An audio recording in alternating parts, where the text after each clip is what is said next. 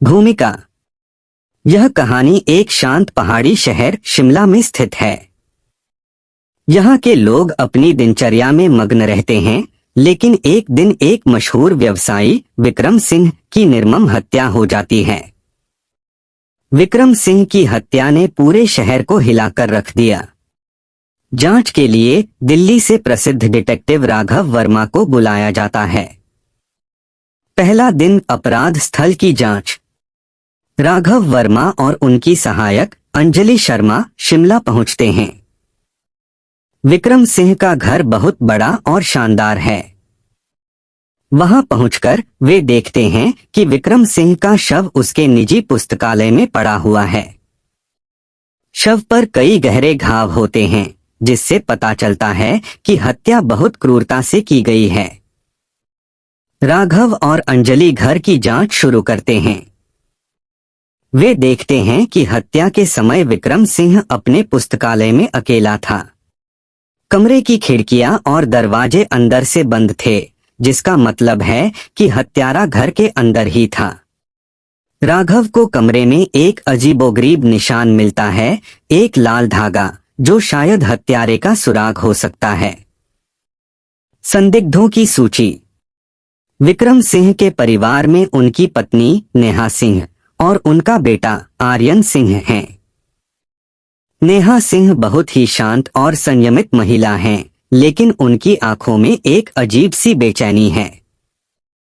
आर्यन सिंह, जो कि 25 साल का है, अपने पिता की कंपनी में काम करता है। राघव उनसे पूछताछ करता है और पाता है कि पिता पुत्र के संबंध बहुत अच्छे नहीं थे। राघव को पता चलता है कि विक्रम सिंह की कंपनी में उनके करीबी दोस्त और बिजनेस पार्टनर संजय कपूर भी थे। संजय और विक्रम बहुत पुराने दोस्त थे, लेकिन हाल ही में उनके बीच कुछ मतभेद हो गए थे। नेहा सिंह की भूमिका। राघव नेहा से पूछताछ करता है। नेहा बताती है कि वह विक्रम की मृत्यु के समय अपने कमरे में सो रही थी, लेकिन राघव को नेहा की बातों में कुछ संदेह लगता है। नेहा का फोन रिकॉर्ड चेक करने पर पता चलता है कि उसने विक्रम की मृत्यु के समय किसी को कॉल किया था, लेकिन उसने यह बात छुपाई थी। आर्यन सिंह का रहस्य। आर्यन से पूछताछ करने पर राघव पाता है कि आर्यन का अपने पिता से बहुत बड़ा विवाद हुआ था। आर्यन अपने पिता के सख्त स्वभाव और कठोर नियमों से परेशान था, लेकिन आर्यन भी कहता है कि उसने अपने पिता को मारा नहीं। राघव को आर्यन की बातों में सच्चाई लगती है, लेकिन वह पूरी तरह से आश्वस्त नहीं हो पाता। संजय कपूर का बयान।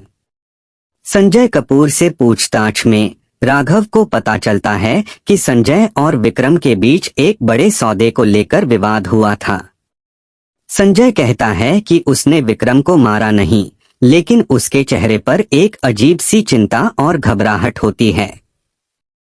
नए सुराग और रहस्यमयी लाल धागा। राघव और अंजलि उस लाल धागे की जांच करते हैं। यह धागा एक खास तरह की ऊन का होता है, जिसे आमतौर पर शॉल बनाने में उपयोग किया जाता है। राघव को यह धागा नेहा के कमरे में भी मिलता है। यह एक बड़ा सुराग साबित होता है। नेहा की सच्चाई। राघव और अंजलि नेहा के कमरे की और जांच करते हैं। उन्हें एक गुप्त दराज मिलता है, जिसमें नेहा की निजी डायरी होती है। इस डायरी में नेहा ने अपने और संजय के बीच के संबंधों का जिक्र किया है। नेहा और संजय के बीच प्रेम संबंध था और विक्रम को इसका पता चल गया था। संजय का षड्यंत्र। राघव संजय से फिर से पूछताछ करता है और उसे दबाव डालता है। संजय टूट जाता है और सच्चाई बताता है कि नेहा और उसने मिलकर विक्रम की हत्या की योजना बनाई थी।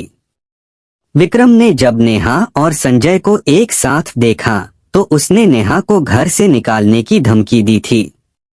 अंतिम समापन। नेहा और संजय ने मिलकर विक्रम को मारने की योजना बनाई थी। हत्या की रात नेहा ने विक्रम को नींद की गोली दी और जब वह बेहोश हो गया तो संजय ने उसकी हत्या कर दी। लाल धागा नेहा के शॉल से आया था जो उसने गलती से छोड़ दिया था। राघव और अंजलि नेहा और संजय को गिरफ्तार करते हैं। अदालत में उन्हें दोषी ठहराया जाता है और उन्हें सजा मिलती है।